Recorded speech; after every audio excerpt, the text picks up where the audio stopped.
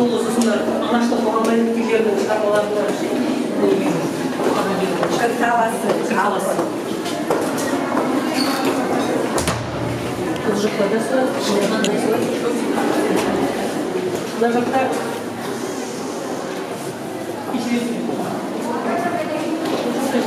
мектептен келген балалардың бастауыш 4-ші сынып оқушылары бір шығармасын тыңдады, мысалын сосын соған қарап өздеріне суреттерін салып барды. Өздері түсінмегені ғой. Білім әдіскерлері Ауданда қанша?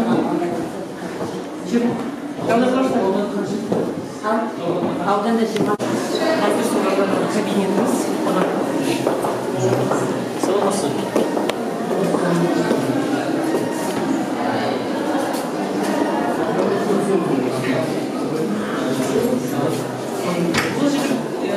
Осы 145 жылдығынан бастап осылай Ахмет Байтұрсыновтың образын сомдады, содан келе жатырмыз. Байтұрсынның. Өткенде бесігім өткенде де осы болды. Қай пәннен бересіз? Дені шықты. Дені шықты? Ақ жөнім? Аққали. Айтқалиұлы.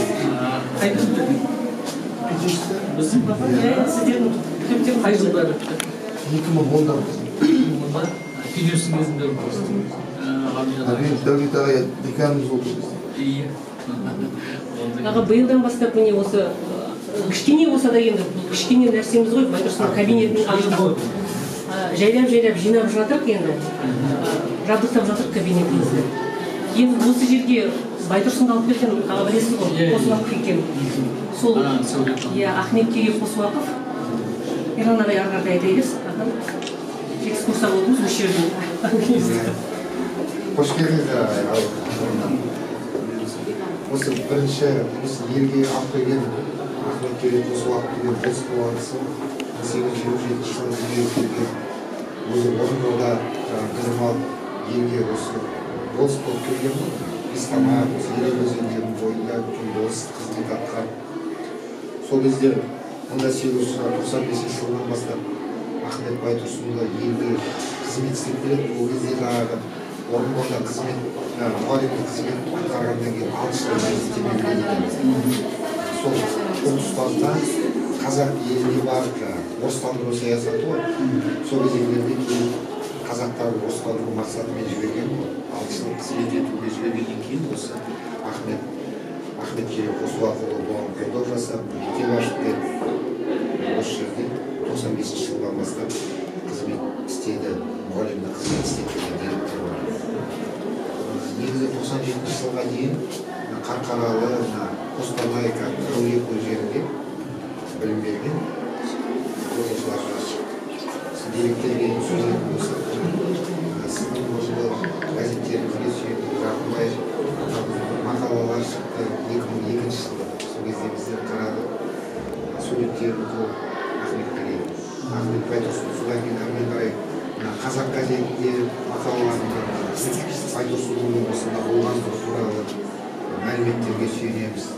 Қазақ газетінде Ахмет Байтұрсынов жазып тұрған осы шығармалардан осы апамыздың осы жерде білім бергені туралы біздер соған тереңдеп сүйенеміз. Сосын мынау мүмкіндер болмаса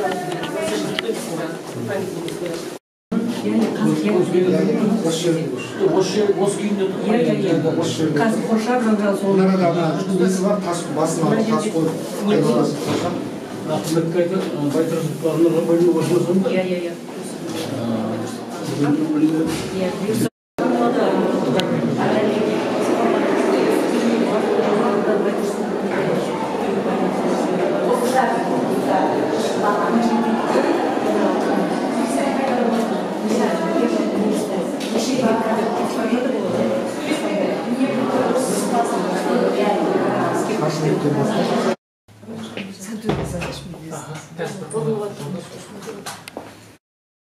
Алғашқы Самбай ауылында облыстық конференция ұйымдастырылуда. Және осы конференция жұмысын, бүгінгі облыстық конференция жұмысын ашық деп жариялаймыз. Ұстазының 100 жылдығына арналған Даланың дара ұлы Ахмет атты облыстық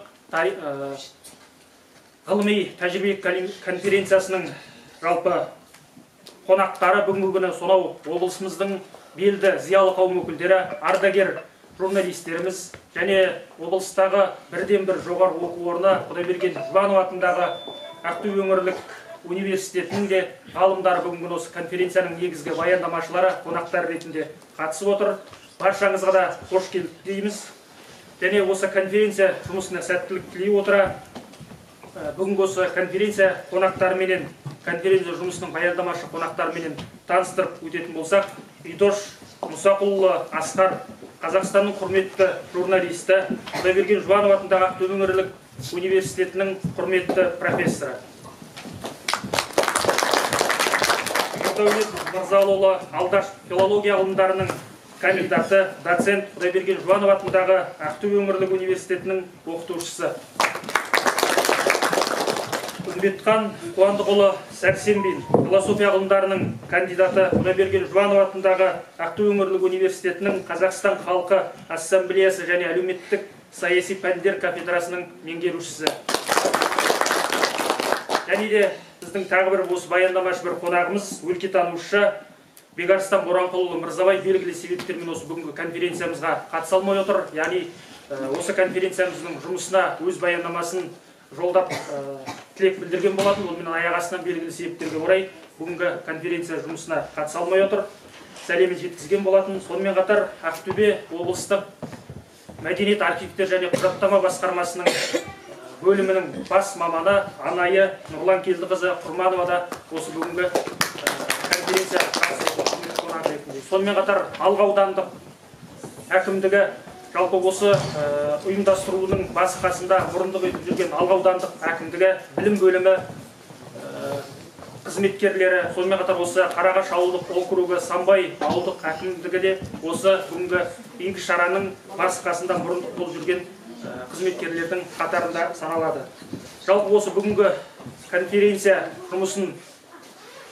жұмысына сәттілік тілей отыра, алғашқы кіріспе сөзі Ақтөбе облыстық мәдениет, архивтер және құжаттама басқармасының бөлімінің бас маманы Анайы Нұрлан Келдіқызы сөз кезегі сізге беріледі.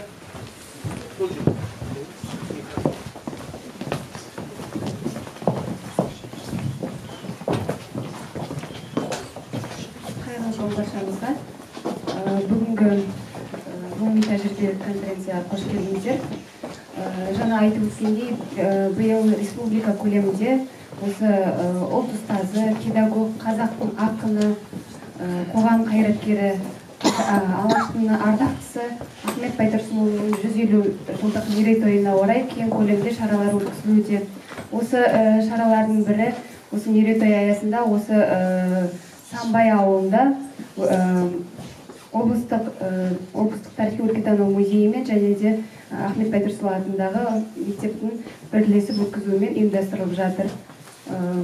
Және де бұл конференцияның бұл ауылда, осы Самбай ауылында өтуі жайдан жай емес.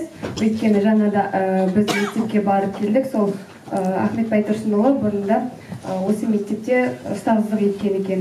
Осы мектепті көріп танысқаныма өте қуаныштымын. Конференцияға қатысушыларға сіздерге алғыс айтамын. Осындай ғылыми тәжірибелік конференцияға келіп, осы Ахмет Байтұрсынұлының мұрасын жастарға насихаттау мұрасын өз кезінде ұрпаққа жеткізу мақсатында өткізіліп жатқан конференцияға қатысқандарыңызға алғыс білдіремін. Және де осы конференция бүгінгі шараға қатысушыларға тәрбиелік маңызы зор болады деген сенімдемін. Сәттілік, қош келдіңіздер.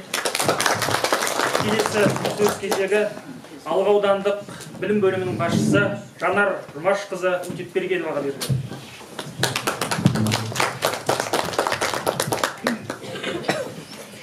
Құрметті қонақтар, құрметті әріптестер, оқушылар, бүгін жалпы білім бөлімінің жоспарына сәйкес Ахмет Байтұрсыновтың 150 жылдығына толуына орай аудандық кең көлемде іс-шара 7 бағыт бойынша ұйымдастырылған болатын.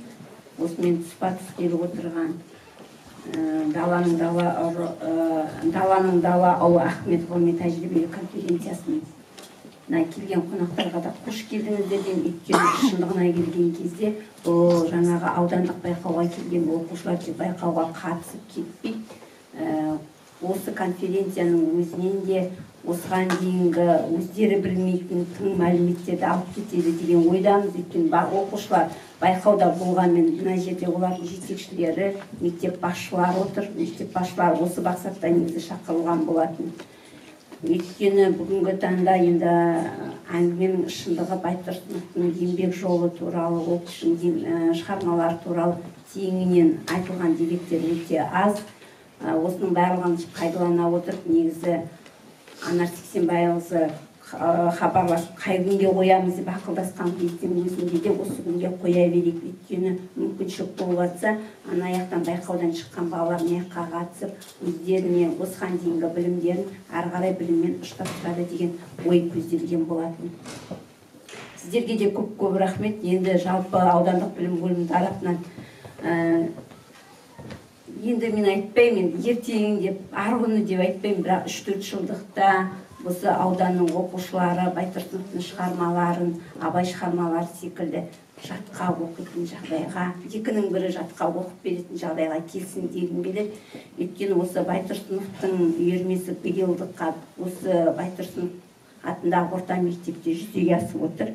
Келесі жылы оны амандық болса аудан көлемінде тарату жоспарда бар. Сондықтан күндердің күнінде осы Байтұрсынов шығармаларын оқушыларымыз жатқа айтады деген бір сенімім мол. Енді бүгінгі өтіп жатқан шарада тек қана осы 150 жылдықтың мына төңірегінде қалып қоймай, бұйыртса келесі жылдарда ары қарай жылма-жыл өткізілетін дәстүрлі шараға айналса деген ойымыз бар. Жалпы тек қана бір жаттанды жоспар үшін жасалатындай шара болмайды деген ойым бар. Жақсы, баршаңызға сәттілік. Сіздерге қонақтарға үлкендік алғыстан басқа айтар ешнәрсем жоқ.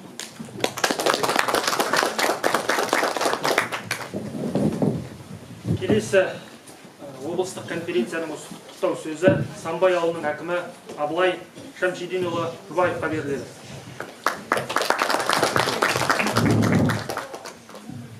Қайырлы күн, құрметті конференцияға қатысушылар, және де бүгінгі Ахмет Байтұрсынұлының 150 жылдық мерейтойына арналған Даланың дара ұлы Ахмет атты ғылыми тәжірибелік конференцияға барлықтарыңызға да қош келдіңіздер дейміз.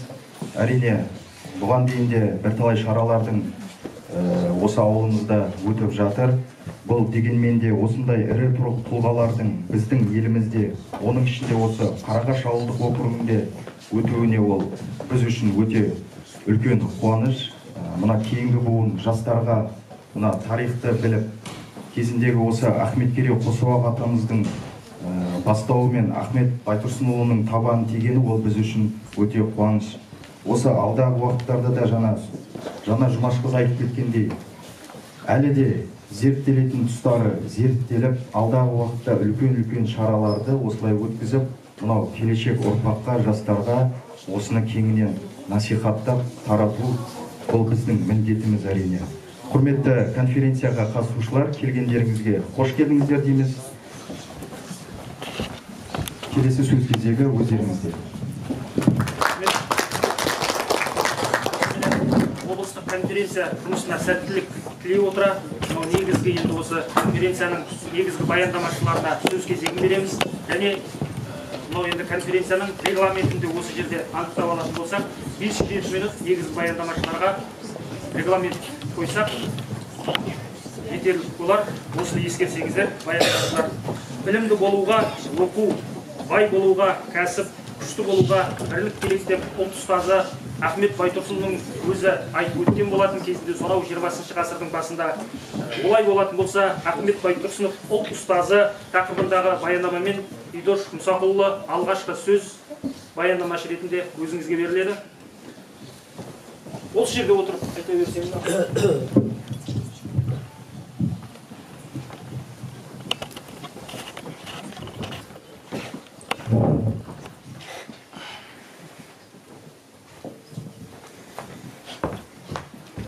Мен осы жерге Қарағашқа осыдан 38 жыл бұрын келгенмін. осы ағайын осы жерде мектептік мұғалімдігін бастағанын айту үшін. Содан бері келіп тұрғаным осы келуге әсер еткен осы Айбекпенен Нұрсәуле ғой деген шамасы. Мен ешкім іздемейді, іздеудің қажеті жоқ шығар, олай деп тұрғаным жоқ. Бірақ осы алғашқы жаңа хабарын берген адам мен едім осында.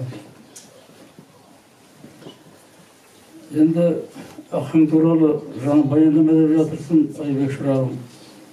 Мен баяндама жасамай-ақ қояйын. Себебі баяндама жасайтын осында ғалымдар бар, мына отырған басқа адамдар бар. Мен тек школа ретінде ғана бір әңгіме айтып шығайын шамалап. Соған риза боласыздар. Сол алғашқы осы ағаңды айтқанда 89 жылы ол кезде мен облыстық газетте қызмет жасаймын. Сонда облыстық партия комитетінен ол кезде облыстық партия комитетінен маған хат келді. Сондай Ахмет Байтұрсынов осы жақта жұмыс жасаған деген әңгіме бар. Осыны анықтаңыз деген. Содан мен бір жағынан қуанып кеттім, бір жағынан сосын ойлаймын, шынымен сол ақын осында жұмыс жасаған ба? Содан іздестіріп көріп едім, іздестіргенде газетке материал бердім, хабарлау ретінде. Ал осы сондай мәлімет бар. Октябрь ауданында дейді, ол кезде Мұғалжарда Октябрь аудан деп атайтын. Октябрь ауданында осы маңайда сол ақын қызмет істеген. Соны ақтөбеліктер білмейді, емісі білсе де соны көтермейді деген. Шолпан апаның хаты, Шолпан деген осы Ахмет Байтұрсыновтың жалғыз қызы. Марқұм қайтыс болып кетті. Сол хат жазған, соны маған тапсырған тапты. Соны мен әрбір іздестіріп көрмедім, міне Мұғалжар жағында ешкім білмеді. Сосын газетке хабарландыру бердім, мына осындай білетін адамдар бар осындай. Содан осы мына Қарағаштан бір екі пенсионер адамдар менімен хабарласса, біз білеміз осында жасағанды. Сонымен сол 32 жыл бұрын сол күзет сентябрь басталған уақытта оқудың Қасым Сәбит Сүлейменов дейтін бар. Сіздер мен егемен қазақстан жазған материалды оқымаған шығарсыңдар. Сосын айтайын, оқысаңдар оны айтудың қажеті жоқ. Мен соған жазғанмын сонда. Сонда сол Сүлейменов екеуміз сол Ақтөбеден шықтық, айтайық, мына хабар жеткізейік Алғаға деп. Алғаның орталыққа келдік. Күздің күні адамдардың жоқ, не екенін білмеймін, бір орынбасар болды. Мен оның кім екенін ана газетте де айтқан жоқпын, қазірде де айтпаймын, айтудың қажеті жоқ, себебі ыңғайсыз нәрсе. Екеуміз келіп отырып айтқанда жаңағыдай осындай сізге бір жақсы хабар әкелдік. Ал осы елде Ахмет Байтұрсынов қызмет еткен екен, солдай қуанышты хабар. Бұл хабар енді сізге жақсы болады, елге жақсы болады деп. Жаңағы айтып отқан адамымыз Өшкелер Байтұрсын дейтін бір етікші болып еді деп сөйдеді. Сосын бірден білдік ештеңе білмейтін. Сосын айттық, ол етікші емес, сосын есінде біз енді не болғанда Қарағашқа барайық ауданына. Сосын Қарағашқа келдік мектепке. Екеуміз сентябрьдің жаңағы бас жағы мектепте балалар жоқ. Барлығы картоп қазуға кеткен, картоп қазудың күні алғашқы уақыттарда. Сосын бір екі әйел адам жүр екен. Мен онда фамилиясы газетке алған жоқпын, қазірде айтпаймын. Олар да білмей шықты. Айтты, осындай сіздерге сондай жақсы хабармен келді. Сосын біреуі осы жерде совет одағының батырларының бір тізімі жатыр еді, соның ішінде емес пе екен деп жаңағы оқушының біреуі. Сосын оған да айтты, олай емес, осылай жайлап. Сонымен не бастарында ортайық, соны тауып жаңағы түсіндіріп әлгі адамдарға кімнің кім екенін айтып сөйткенбіз. Содан кейін сол 90 жыл болу керек, меніңше 89-90 жылы бас жағым екен, жоқ, 89 сентябрь меніңше. Содан кейін, бір жылдан кейін осыған атағым берді ғой енді, әлгіден кейін мектепке атағым берді. Сонымен жалғасып кетті, одан кейін мен хабарласқаным жоқ, мен бірақ осы мына алға менің бір туған жерім сияқты. Себебі мен оқуды бітіргеннен кейін еңбек жолын осында бастағанмын. Мына шараның қызмет беру газетінде ол кезде жұлдыз звезда деп аталады. Сол газетте бөлім меңгерушісі болып 3-4 ай жасағанмын. Одан кейін ауысып кеттім, басқа Ақтөбеге кеттім. Одан кейінгі бір керісім осы мына газға байланысты болды. Мен жаңа жолшыбай сұрап жатырмын. Ақбөпе дейтін осында округтың бастығы болды, ол кісі Варшавада. Сол кісі газет келіп бір күн осындай газеттен көмек сұрап тұрмыз. Анау газетті қосуға бір қиындықтар болып тұрды. Соған араластық. Мен бір адамды бөлдім. Шәңгерей дейтін бір ыңғайлы адам береді, сондағы айтыстар. Сонымен біз газет қызметтеген дейін тұрған ештеңеміз жоқ, әйтеуір солай, сол маңайда жүргенбіз. Бірақ содан кейін біз көп хабарласқаным жоқ мен. Жаңағы айтқандай 32 жылдан кейін осы келіп тұрғаным осы ғой енді. Келгенде осы ана күндері жиналыс өткен осында 3 күн мына хабарласты, маған айтпақшы. Мен онда бір жағдаймен келе алмай қалдым.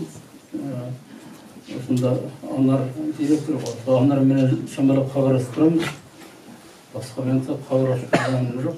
Сол енді осы мына Нұрсұлу менен Айбек осы мені тауып алып, Ақтөбеден бүгін сіздердің орталарыңызға әкеліп тұрдым. Енді жаңағы айтқандай мен баяндама жасамаймын. Маған айтқан осында 29 мектептің адамдары келіп отыр деді. Мен соған қатты риза болып қалдым. 29 мектептің оқытушылары, директорлары мекен, басқа сол қызметкерлері шығып. Себебі Ахметке байланысты арналған шара айналайындар бұл бүкіл елдің шарасы, бүкіл халықтың шарасы. Мен бұрында айтып едім, тағы да айтамын. Ақтөбеде Ахаңның ізі қалған жалғыз жер осы Қарағаш. Басқа жоқ ешқандай еш жерде. Анау Торғайдағы мектепті бітіргеннен кейін осында жіберген ғой, жаңа Айбек айтты ғой, біраз нәрсені айтты Айбек. Енді одан кейін Қарқаралыда болды, Қостанайда болды Ахаң. Бірақ мен ойлаймын, бұл жерлерде мектепте оқытушы болды ма, болмады ма? Соған қарағанда осы жалғыз мектеп болуы мүмкін. Ахаңның жұмыс жасаған. Ал басқа уақытта ол әкімшілік, мынау басқарушы қызметтерді жүрді, барлық уақыттарда. Мына ағартудың, республикасының ағартудың комиссариатын басқа нәрселер енді оны мен айтып жатпай ақ қойын, оны өздерің оқып жүрген шығарсыздар енді, ғалымдар да айтар қазір. Сол қасиетті киелі жер айналайындар бұл. Ахмет бұл біздің ұлт ретінде ұстазымыз. Оны ана Қостанайға таңып қойып, басқа жерге айтып, оның олай келмейді. Бүкіл қазақ, өзін қазақпын деп есептегісі келсе, осы Ахметті, Әлихан Бөкейхановты, Смағұл Сәдуақасов сияқты біздің арыстарымызды осылар түгендеп жүру керек барлық уақытта. Жаңа енді мен бөлмесін көрдім, күнге Анарға айтқам, мен ұсынысымды бірінші отырып. Оған үлкен бөлме керек айналайын Анар. Себебі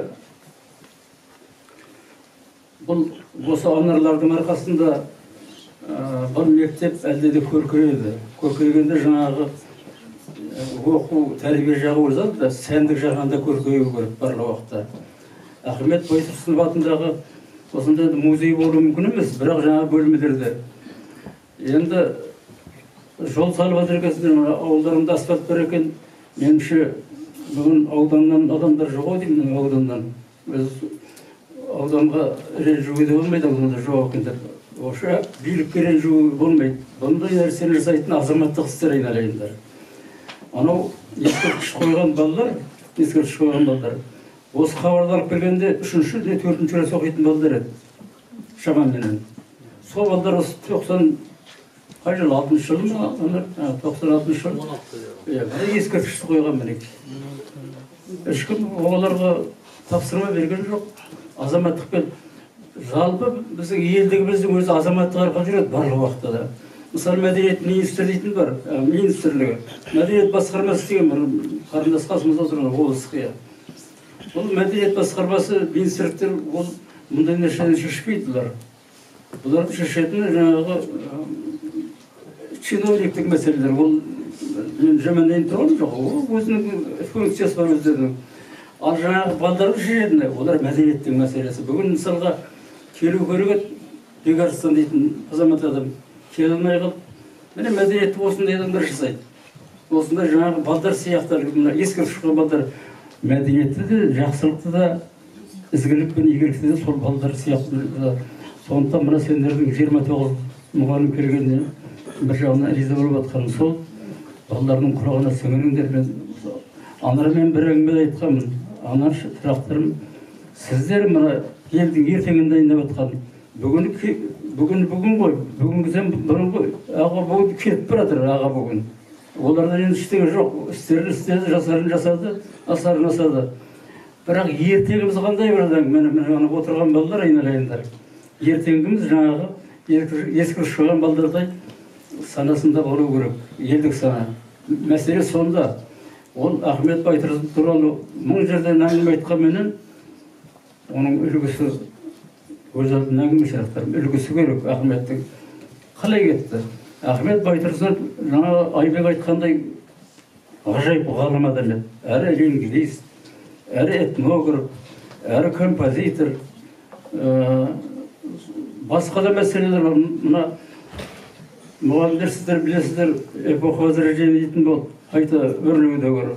14-15 ғасырларда нықталдамаған. Сол уақытта Энгельстің осында история тұрады, айтқан әңгімесі бар, осыған байланысты. Қайта өрлеу дәуірі алыптарды қажет етіп, сол алыптарды тудырды дейді. Сол алыптарды тудырып еді жаңағы уақыттар, Ахмет Байтұрсыновтарды. Сондықтан олар өздерінің бастарын ойлаған жоқ. Ақыры атылып кетті. Анау Бадриса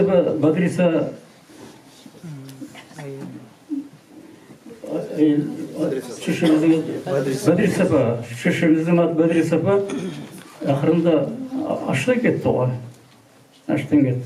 Ал өзі атылып кетті. Сонда егер ғалым болып жүретін болса, ол өзін бағып жақсы болып жүретін адамдар ғой. Мына мен балдарға айтып тұрмайын енді. Сол ел үшін кетті, осы ел артындағы ел келешек ел жақсы болар ма екен, жақсы болсын деп осындай арманмен кетті. Ол уақытта ел болу да қиын, оны сендер жақсы білесіздер. Ел болудың мүмкіндігі болған жоқ. Ақыр аяғында бірін қуысып, бірін атып, осындай замандарға тап болдық ақыр аяғында. Біз Ресейде шамамен 3 жылға жақын құл болған адамдармыз.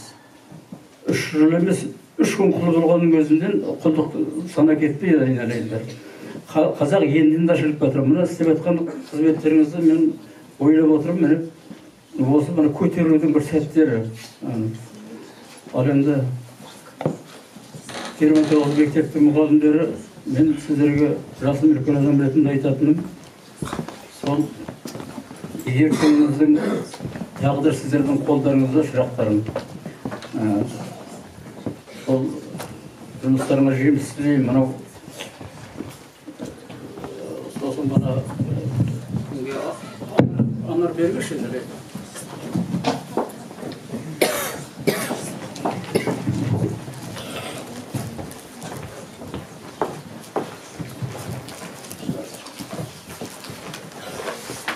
Ана Ахмет Байтұрсынов қойып 125 жылдың өткізген жинап тұрған Қостанайда.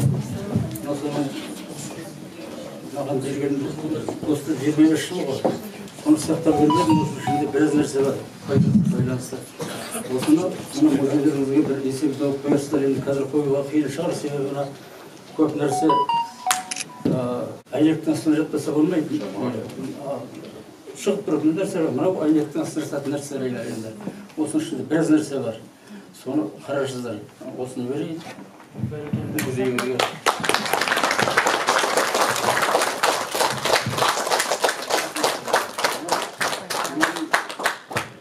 Шалқар өмір туралы жазған кітабым еді. Осыны кітаптандарға беремін.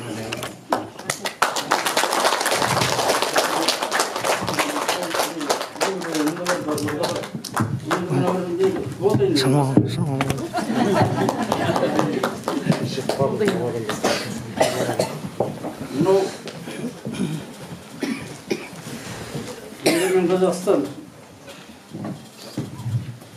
21 жылы қазанда шыққан 5 тамақта жазылған беймәлім мақала деген материал шықты мынандай.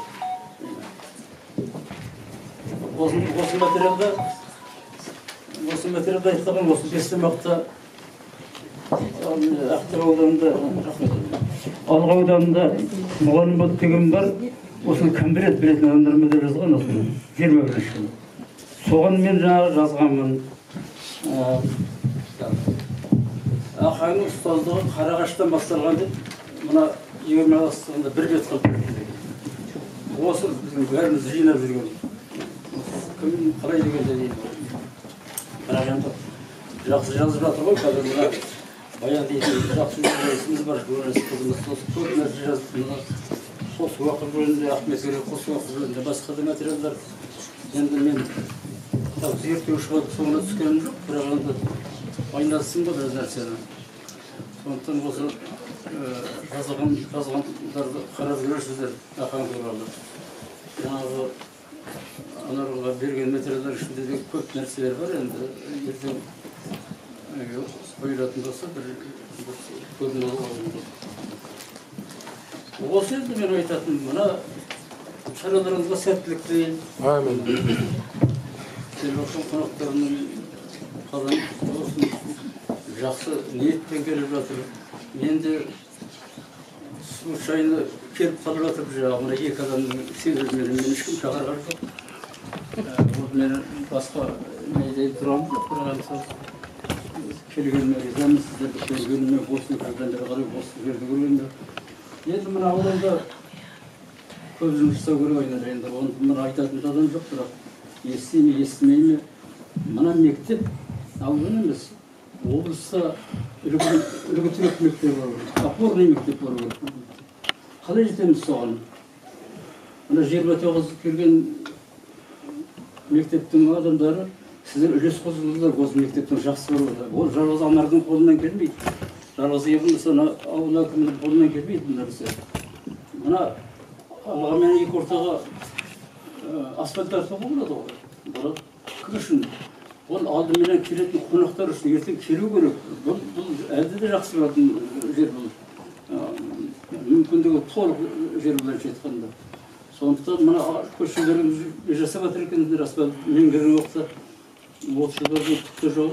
Қазір түн жақсы болып жатыр, жақсы болған сындар. Оған да қуанамыз. Бір қазақтың ел болғанына, ел болып сосқа өргенімізге үлкен қуаныш. Балдар сіздерге айттым мен әлейіндер. Алыста жүрсек те бұл жерден шаруамыз жоқ болса да былай жатқанбыз. Жаңағы ел дегенде сол риза болып, соны іздеп қуанып жүреміз әлейіндер. Келіп отқан қонақтарымыз да, ғалымдар да. Осыны келдік келіп отқан болу керек енді. Тағы да рахмет үлкен. Ауылдарын көркейе берсін. Біздің жеткіншек ұрпағымыздың, балдарымыздың санасында Ахмет ой, Ахмет білім орнағай деп тілектілеймін. Ахмет ықылас орнағай. Сонда бұл қазақ баяғы көрген 3 жылдық қорлығының бәрін ұмытып, жаңа шыққан өмір кешеді. Енді шара айналайын анау күні жақсы өткізген алдыңғы 100 жылдық мерекені. Сонымен егемен Қазақстанға берген жақсы көріп едім, ол мақтану үшін емес. Сондай той қылып өсіп, ана басқа жұртқа үлгі болу үшін керек еді. Енді осы шараны айналайын, шара мүмкіндігі. Егемен Қазақстан басады, міндетті түрде басады. Міндетті түрде басады. Анау күні осында бір адамдар келді. Ахмет Байтұрсынберген ізбенен экспедиция. Сонда осы нұрекең бар ішінде бір кісі келіп, жаңағы сол кісі мені тауып алып, нұрекең арқылы болу керек, сөйлесіп, мен жаңа ұмытып кетпін, аның ішінде Анар айналайын Шолпан апаның хаттары бар маған жазған. Мына ішінде. Мен соны алып кетіп тұрмын. Соның жаңағы көшірмесі алып кетті. Көшірмесі маған қалдырды да, ананы Қостанайдың музейіне қойдым деп. Соны мына музейге қойыпты міне. Мұнда жәдігер алаш белгісі бар деп жазды. Ана үшін Шолпан апаменен менің жазған хаттарым бар. соны міндетті түрде бұл жерде бір көрсетіп көрсе керек. Ана жаңағы соратыратып қатар кетейін. Мен Шолпан апаймен 93 жылы Ордабасыда жолықтым. 93 жылы бір қатар, мына балдар жоқ қой бір уақытта. 93 жыл май айында мына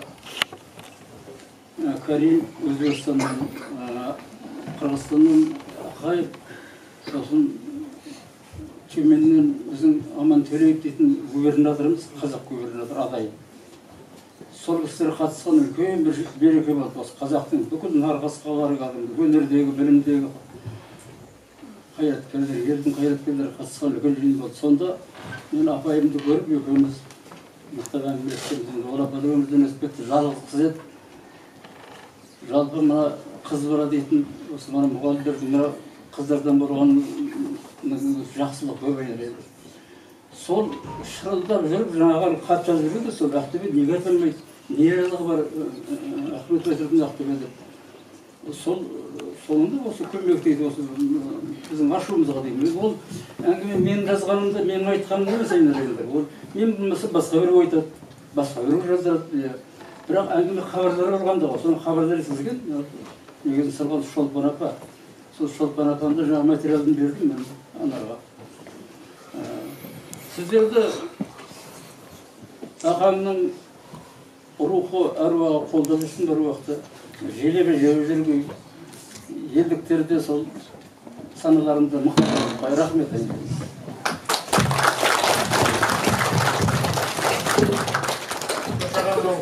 Тағылымды әңгімемізге баршамыз атынан алғысымызды білдіреміз. Енді музейге, Байтұрсынов атындағы музейге дәрігерлер тапсырып жатсыз. Ол үшін де сізге алғысымыз шексіз.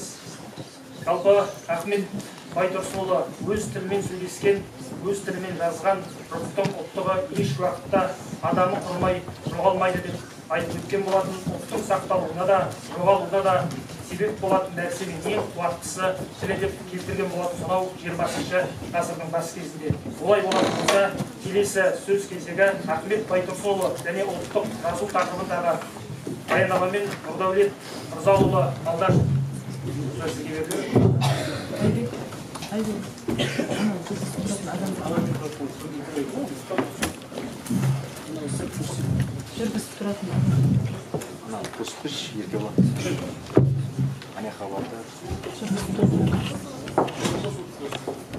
Қасында жоқ, слайдта жүргізіп тұратын адам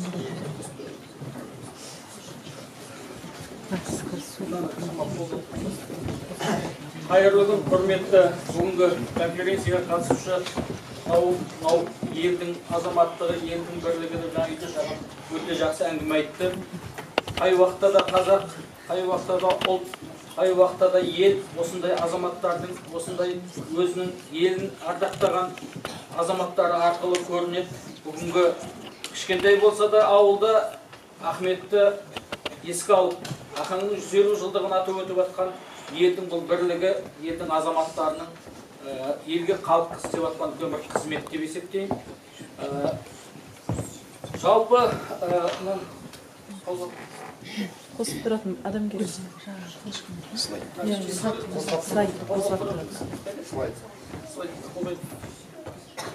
Слайдты телевизордегі.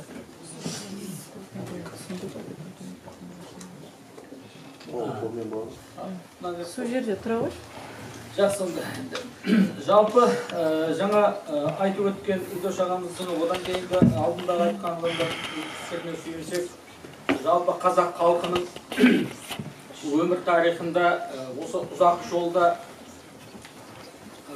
қалай зобаланды, қалай зұламатты басынан өткізді, оны тарихтан бәріміз жақсы білеміз. Дегенмен де сол зобалаңда, сол зұламатта елдің алдында жүретін, елдің халық үшін өзінің жанын пида ететін азаматтар біз елде, халықта өте көп. Деген соның ішіндегі бір туары осы бүгінгі атын айтып отқан Ахмет Байтұрсынұлы. Мұны айтып отқан себебім 20 ғасырдың басы Қазақстан тарихында елеулі кезең болды. Бір жағынан сол кезеңдерде Қазан төңкерісінен кейінгі уақытта әрбір ұлт, әрбір ел Ресей империясынан бөлінген уақытта қайда барамыз, қалай жүреміз деген тұғырыққа тірелген кезде ахаң бастаған алаш зиялы өкілдері елді алып шығу жолында қам жасады. Бұл бағыттағы қам әрине бір уақытта немесе бір уақытта келе қойған жоқ. Себебі сол кезеңдегі ұлтжанды зиялы топ өкілдері бұндай кезеңде бейтарап қарап отыра алмады. Ең алғашқысы бұл елге, халыққа білім, өнер беру, мәдениетті көтеру және жазуды жүйеге келтіру деген мәселе болды. Әрине, кез келген халық өзінің тілін, менің тілім бай тіл, менің тарихым тереңде жатыр, мен сол тілім үшін, халқым үшін, тарихым үшін мақтан аламын айта алады. Біз де айта аламыз. Алайда сол тарихты жасаған, сол тарихқа тереңге апарған, сол тарихымызды осы күнге дейін әкелген ұлы тұлға бұл ахаңның ең біріншісі бұл жазуға реформа жасау. Өздеріңіз тарихтан білесіздер, қазақ халқының жазуы 3 дәуірді басынан өткізді. Ең алғашқы жазу бұл қадым, кәдімгі араб, жадид деп айтамыз. Жазудың үлгісімен келген осы ахаңның төте жазуы. Екінші 1929 жылдан 1940 жылға дейінгі латын алфавитіне көшірілген жазу. Үшінші қазіргі жазып жүрген кирилл жазу. Осы жазудың не себепті біз осыған дейін төте жазуға көшіп келген уақытта ахаң Ахмет Байтұрсынұлы неге араб алфавитін қабылдады деген сұрақ туындайды. Бұған дәлел сол кезеңдегі жалпы түркі тілдес халықтардың зиялы өкілдері үлкен еңбек сіңірген. Соның біреуі бұл татар ғалымы Исраил Каспринский деген адам болған. Ол жалпы түркі тілдес халықтарға алфавит жасайын деп ұмтылыс жасаған. Сол үшін ол Түркияға да барған, сол үшін ол Әзербайжан елдерін аралаған, түркі тілдес халықтарды аралаған, әрбір елдің дыбыстық тілдік ерекшеліктерін сол бір жүйеге түсіруге ұмтылыс жасаған.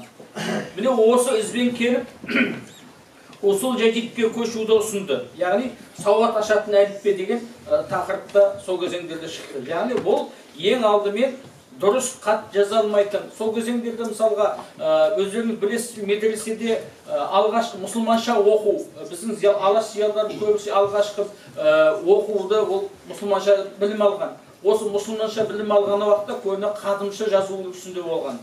Осы араб алфавитін жетілдіруді ахаң Ахмет Байтұрсынұлы өз қолға алады. Яғни оны бұрынғы 10 шақты жыл оқып сауатын жөнді аша алмай дұрыс хат жаза алмаса, жаңа әдіспен оқытқан уақытта 1-2 жылда хат танитын болады деген пікір айтады. Яғни бұл жазуды өзгерту бұл оңай іс емес. Бүгін жазуды өзгертем, ертең халық соны тікелей қабылдап алады деп болмайды. Себебі кез келген уақытта да сол елдің халқының әдеби тіліне немесе сол халқымыздың өзіндік жүйесі мен ерекшеліктеріне де назар аударуға тиіс. Бұндай ерекшелік әрине келесі, бұдан дейін. Келесі, осыдан кейін. Осы келесі, осыдан. Бұдан кейінгі мен айтайын деп тұрғаным бұл біздің тіліміздің негізгі дыбыстық жүйесі бұл үндестік заңға негізделген. Жалпы түркі тілдес халықтар үндестік заңы деген үлкен бір заңдылық бар. Сол үндестік заңы бойынша біз сөйлеген уақытта сөздерді бірыңғай жуан, бірыңғай жіңішке жалғап айтамыз. Мына біздің жалпы түркі тілдес халықтардың тілін көптеген түркі ғалымдар зерттеген. Әсіресе Ресей географиялық қоғамында кірген Радов деген, Бетлинг Остин деген ғалымдар болған. Мысалы, Бетлинг Остин деген ғалым бұл якут тілін зерттеген ғалым. Сол мына үндестік заңы айтып тұрғаны сингармонизм. Мен бұны неге айтып тұрмын? Ахаң осының пікірді арнайы тоқталады. Жаңа Бетлинг айтуында қарсы шығады.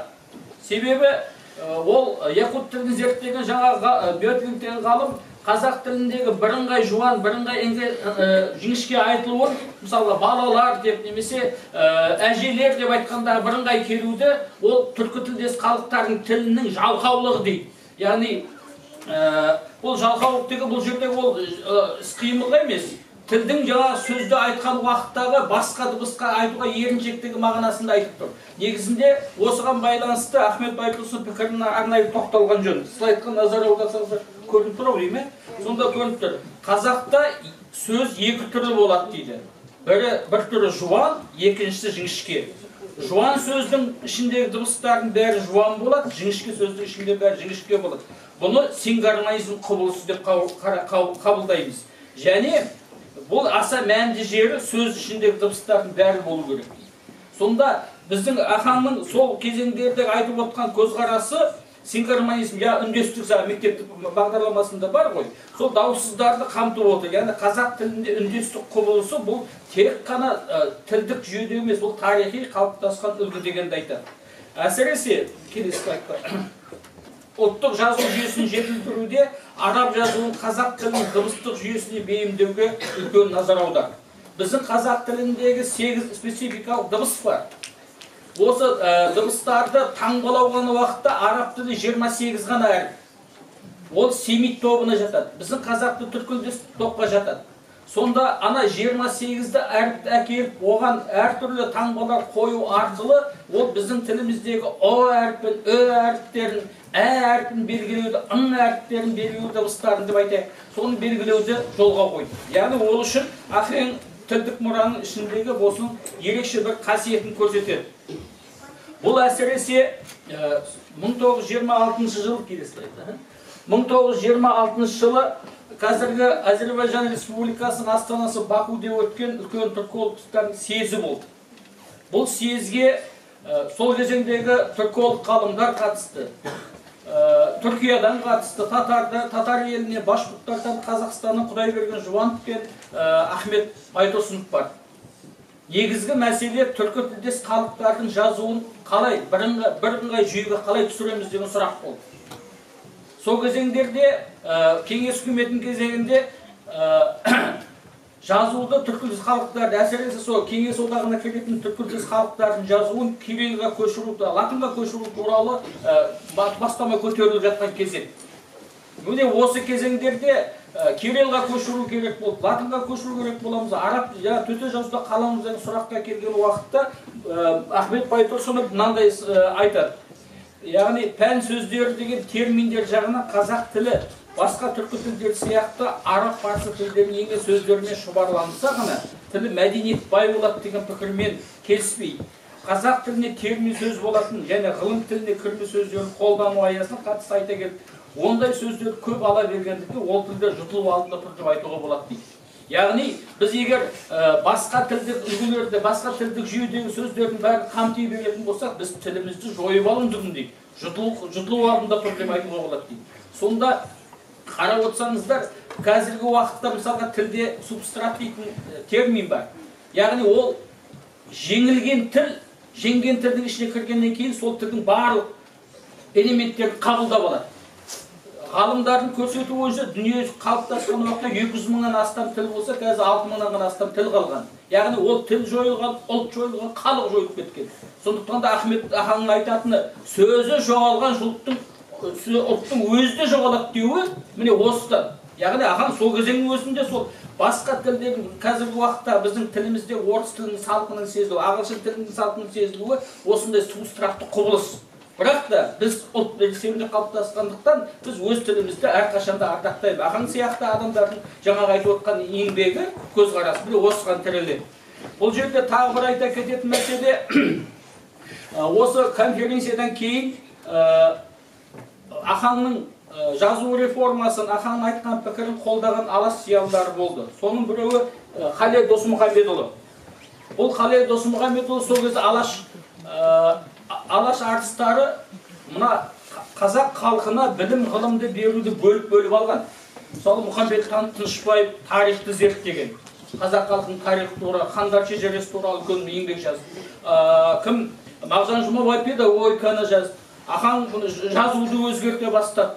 Міне осын мысалға кімнің Жүсіпбек Аймауыттың романдары шығып жатты. Бұлардың барлығы сол қазақ халық үшін қызмет істеп жатты. Сол кезеңдерде осындай айтыс тартыс кезеңдерде Халел Досмұхамедұлы мынандай айтады. оның көрсетуінше тілге кірген жат сөздерін сыну үшін сол тілдің заңымен өзгеріп танымастай халге түсу керек дейді. Яғни біз басқа тілден сөз алған уақытта біз соны дайын күйінде емес, өзіміздің тілімізге ыңғайлап, өзіміздің сөйлеу әрекетімізге ыңғайлап, тілдің өзіміздің қазақ тілінің заңдылығына сәйкес алу керек дейді. Яғни ол сол кезеңдердегі ахаңның төте жазу реформасын қолдайды. Сонымен қатар бұл мәселе 1924 жылы маусым айында өткен Орынбор қаласындағы қазақ ғылыми қызметкерлерінің съезінде қабылданады. Яғни осы пән ретінде ең алдымен қазақ тілінде қандай сөз болмаған деген жағдайда туыстас тілдерден сәйкес келетін сөзді алу керек дейді. Яғни туыстас деп отқаны түркілдес халықтардың тілінен алу керек дейді. Яғни ана басқа тілдегі сөздерді алғаннан гөрі өзімізге туыстас тілдерді алсақ, біз тіліміздің заңдылығын сақтай аламыз дейді. Жазу реформамызды сақтай аламыз дейді. Және халыққа түсінікті сөз болады деген мәселені айтады. Себебі бұл сол кезеңдердегі, енді ол халықаралық тілін қазір айтсын, бұл кезеңде ахаңның тілінде ол әлемдік сөздер деп айтады. Яғни әлемдік сөздер деп айтады. Онда қарап отырсаңыздар, ахаңның еңбектерін оқып отқанда біз ахаңның көп сөзінде елдің қамы деген сөзді көп қолданады. Яғни ол жұрттың қамы, елдің қамы деп айтады. Өзім қазір мысалы өзім үшін, жеке басым үшін емес. Ол жерде ахаңның сөздікестерінің ішінде елдің қамы үшін, жұрттың қамы үшін деген сөздерді қолдау. Сонда қарап отырсаңыздар, сол кезеңнің өзінде жаңағыдай жазуды, төте жазуға көшіргенде, араб алфавитіне көшірген уақытта ахаң осы мәселе, яғни елдің қамы үшін қызмет еткенін көруге болады. Екінші бір мәселе, ахаңның принциптерін атап айтқанда, қазіргі шығармалардағы 400-ден астам терминнің көпшілігі қазақ тілінде алынған. Сол ахаңның тіл құралы еңбегінде, әдеби танытушысында қарап отырсақ, мысалы қазіргі айтып жүрген нүкте, ноқат, пайымдау, қағида, емле, әуезе, әліпби дегендердің барлығы сол кезеңдерде ахаң енгізген. Яғни мысалға лингвистикалық сөздің сөйлем мүшелері, бастауыш сөз табы барлығы сол ахаңның еңбектерінде кез бар. Яғни біздің қазіргі қазақ тіліндегі, қазіргі жазуымызда қолданып аталып жүрген терминдердің, лингвистикалық терминдердің барлығы сол ахаңның еңбегінде арқылы енген. Яғни ол қазақ тіліндегі терминдердің барлығын академик Өмірзақ Айтбайұлының айтуы бойынша тілдің қатпар қыртысын сарқа пайдаланып, біреуге Ахмет Байтұрсынов үлгісі таптырмайтын өнеге дейді. Ол қалай жасады? Ең алдымен Ахмет негізінде сол замандағы 20 ғасырдағы өз қана айқын көрді. Мысалы, қазір қазақ тіліндегі, мысалы біз жалғамалы тіл болғандықтан біз түбір сөзге жұрнақ жалғау оқы, жаңа сөз, жаңа термин жасай аламыз. Осы ерекшелікті Ахмет Байтұрсынов өте жақсы пайдаланған. Яғни морфологиялық тәсіл, аналитикалық тәсіл, мен сөз қысқартып өтейін.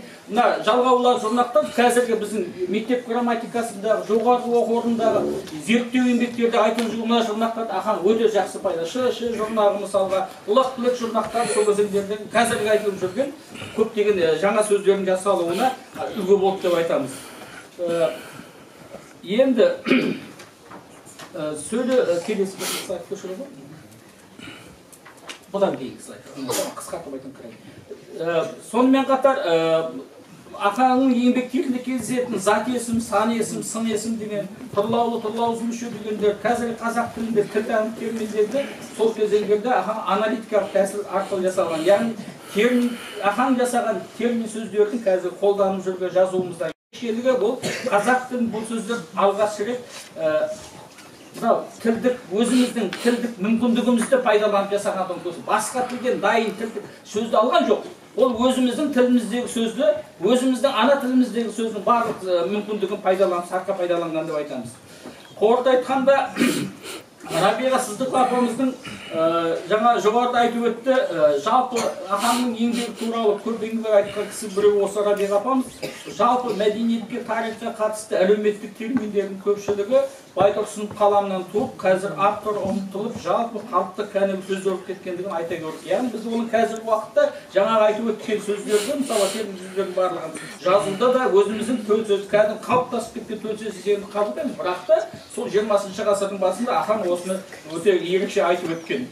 Тағы бір пікір, қорыта айтқанда академик Әбдуәлі Хайдаров ахаң туралы мынандай еңбек айтады. Қазақ тілінің байлығын сарқа пайдалана алмадық. Ең басты себеп замана үрдісі. тіл саясаты мен идеология ықпалы, орыс тілінің аз ұлттар тіліне жасаған үстемдігі мен өктемдігі. Екінші себеп, еліміздегі ұлыс тілдері өздерінің дамудан кенжелеп қалуына байланысты. Орыс тілмен терезесі тең тұра алмайды деген пікірдің қалыптасуы дейді. Яғни біз мына үлкен аға буынды адамдар біледі, кезінде қазақ тілі бұл екінші тіл, орыс тілі екінші ана тіліміз сияқты қабылдаған кездердің болды. Яғни қазақ тілі тек қана тұрмыстық тіл есебінде негізгі тіл орыс тілі болу керек деген көзқарас болды. Бұны осыны кезінде академик Қайдаров айтып отыр. Бұндай пікірлерді әрине ғалымдардың пікірлерінде мысалға жаңа әдіспен оқыту ісін бұл 20 ғасырдың өрік сана бастаған көреміз. Әсіресе Ахаңның өзі шығарып тұрған мынау қазақ газеті. Осы қазақ газеті сол кезеңде төте жазу араб алфавитіне жазылған, және оны мына Айқап журналында сол Мұхамеджан Сералин деген журналист болған, сол кісінің шығаруымен шығарды. Бұдан барлығы сол Ахаңның төте жазуымен жазылып тұрды. Яғни мына жерде қарасаңыздар, Ахаңның өзінің бір сөзін келтіріп тұрмыз. Бұрынғы әліппе бойынша ескі араб әрпімен қадімше түсініксіз сөздер жаттаудың орнына тура өз тілімізде оқып жазатын жаңа ұлт мәдениетін қалыптастыратын зор оқиға, маңызды оқиға болды дейді. Яғни жаңағы жазуды біздің қазіргі алфавит өзгертуін, сол кезеңде өзгертуін Ахаң өзі осындай бағалап көрсетеді. Жаңа жоғарыда айтып өттім, осы Ахмет Байтұрсыновтың әліпбиін жаңа сингармонизм үндестік фонологиясына қатысты жасаудың өзін тұңғыш қалаған еңбек болды. Бұл жоғарыда айтып өткен мынау әліпби деп аталатын еңбегі. Яғни осы еңбегінде ол Ахаң жаңа біздің қазіргі айтып жүрген тілдік жүйедегі үндестік заңы дегеніміз ықпалдың түрлері, ілгеріндік бар. Осының барлығы осы кезінде Ахаң өзі дәлелдеп кеткен. Ол біз мысалға қазіргі айтып жүрген төте жазу үлгісі арқылы біздің тіліміздегі дыбыстық ерекшеліктерді, әріптерді таңбалауды көрсете отырып, бізге тән, тілімізге тән дыбыстарды. Соны көрсете отырып, осы заңдылықтардың бәрі көрсеткен. Яғни қарап отырсаңыздар, осының бәрі жоғарыда айтқан ерекшеліктерді көрсетеді. Қорыта айтқанда, мен академик 2-3 ғалымның пікірімен қорытып айтайын деп тұрмын. Бұл келесі слайд. Бірінші, мынау академик Кононов, атақты түрколог, түркі тілдерін көп зерттеген ғалым. Әсіресе бұл өзбек тілін көп зерттеген, мынау өзбек тілі Шағатай тілі деген, өзбек тілі қазір бұрынғы Алтын Ордадағы Шағатай, Төле бидің баласы Шағатайдың Шыңғыс хан ұрпағы ғой. Сол Шағатай жазу деген жазу бар. Соның көне ескі өзіміздің жазу деп айтады. Бірақ Кононов сол кезінде оны ол жалпы түркілес халыққа тән жазу дейді. Осы жазу Кононов атақты түрколог Ахмет Байтұрсыновтың еңбегін өте жоғары бағалайды. Өзіміздің еліміз сол кезеңде бағалай алмай, айтысып, тартысып, бір-бірін қудалап жатқан уақытта, сонау Москвада жатқан Кононов Байтұрсыновтың төте жазу еңбегін танысып былай деп жазады. Ахмет Байтұрсынов отандық түркология ғылымының бірі болды. Ол жетілдірген қазақ алфавитін жасаушы, қазақ тілінің фонетикасы, морфологиясын, синтаксін зерттеп, оқулықтарын түзетуші, қазақ әдебиетінің мәдениетінің тарихын зерттеуші, қай жағынан алсаңыз да, түркі тілдес халықтар үшін ол ұлы реформатор. Екінші бір Сәбит Мұханов. Ол жаңа айтқан қазақ тілінің кітабын жазған, қазақ тілінің негізін жасап, қазақ мектебі іргетасын қалаған алғашқы адам Ахмет деп көрсетеді.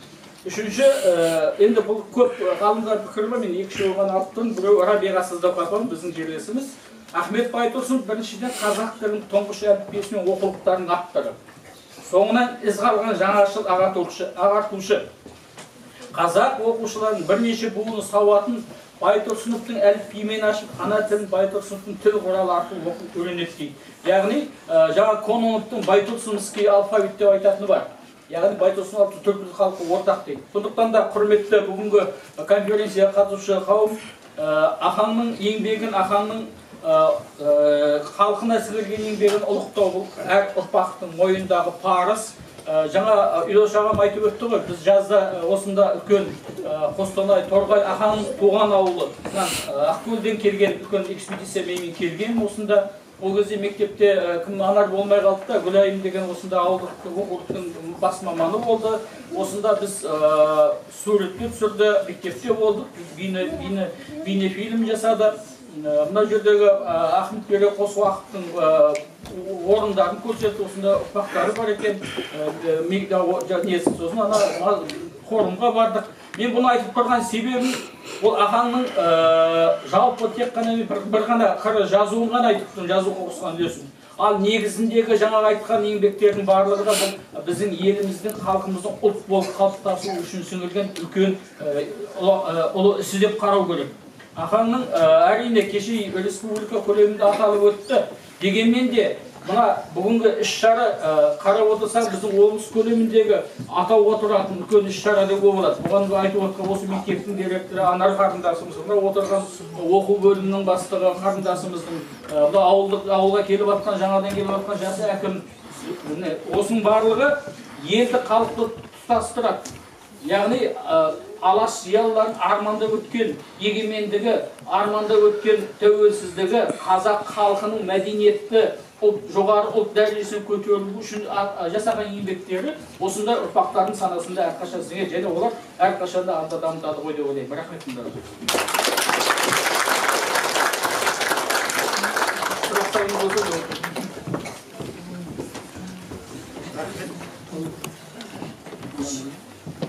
Азамат Мырзаұлы тағылымда тарихи деректер келтіріп жасаған баяндамаңызға зор алғысымызды білдіреміз. Сұрақтарыңыз болса, баяндамашыларға жазбаша түрде қоюларыңызға болады. Келесі кезекте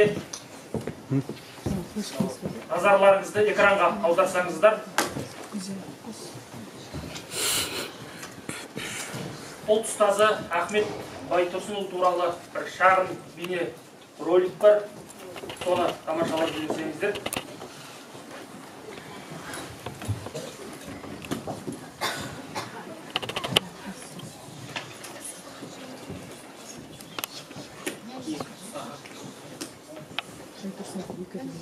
Oğullar, meni әртүрлі атпен атап, қошеметтеп жатқандарыңызға рахмет. Мен өз жайымнан сөз сөйлеп көрмеген адам едім. Соның реті бүгін келіп тұр. Анығында мен қарапайым халық мұғалімімін. Оққан оқуым да көп емес. Аз. Сол аз білімді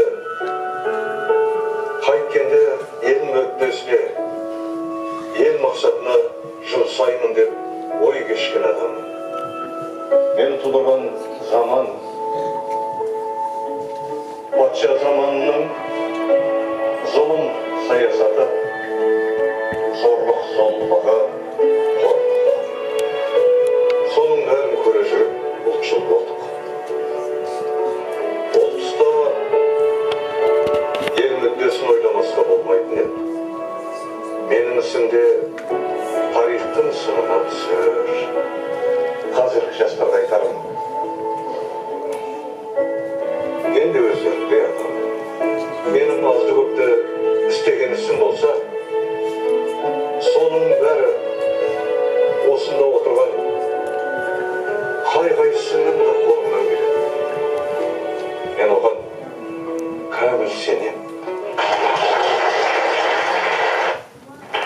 Қадірлі бауырлар, мені әртүрлі атпен атап, қошеметтеп жат.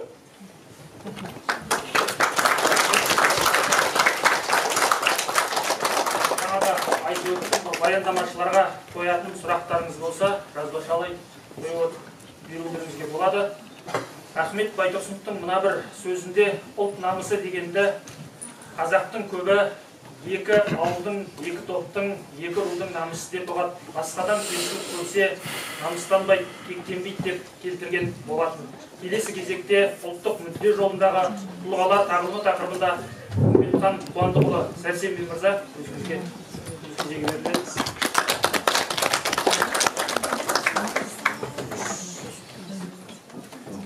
Саламатсыздар, құрметті әріптестер, құрметті жерлестер, бүгін жақсы шара өтіп жатыр. Ұйымдастырушыларға алғысымды айтамын. Енді мен мынадай бір ой айтқым келеді, жалпы екі мәселе. Бұл Ахмет Байтұрсыновтар жайдан жай шыққан жоқ. Және екіншіден бұл жерлерде олар жайдан жай болған жоқ. Жалпы мынау Алаштың шығуына, Алаш зияларының қалыптасуына байлардың еңбегі бар, үлкен. Өкінішке орай енді ол зерттелмей жатыр. Кешегі сіздер білесіздер, 16-шы ұлт азаттық кезде үлкен мәселе болды. Алаш зиялар айтты, қазақтың байлар айтты. Сіздер көтеріліске шықпаңдар, босқа қырылып қаласыңдар, сенде қару жоқ деп. Осыны кешегі 36-шы жылдары бұрмаланды. Кеңес үкіметінің ұлт азаттық көтерілістің 20 жылдығына орай деп үлкен шара өткен Ақтөбе облысында. 25 сом ақша аударылған бұл кезде. Және арнайы тағайындалған көтеріліске қатысқан кейбір адамдарды мәжбүрлеп, яғни бұл көтеріліс шаруалардың көтерілісі болды, байларға қарсы болып деген сияқты сондай дүниелер болған.